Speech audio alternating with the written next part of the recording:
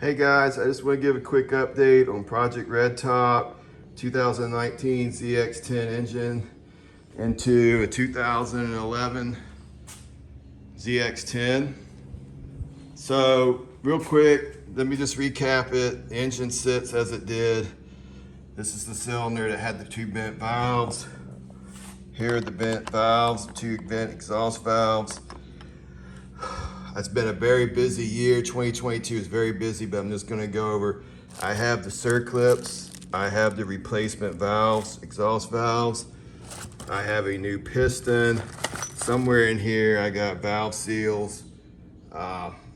Anyway, I'm gonna get back to this, build it, and then decide if I'm actually gonna put it in or what's gonna go on with it.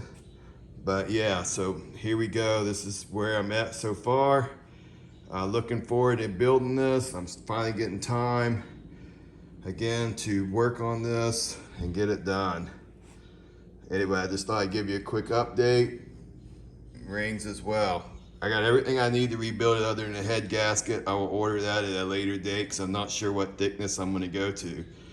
And I'm not sure if I'm going to port it, the head.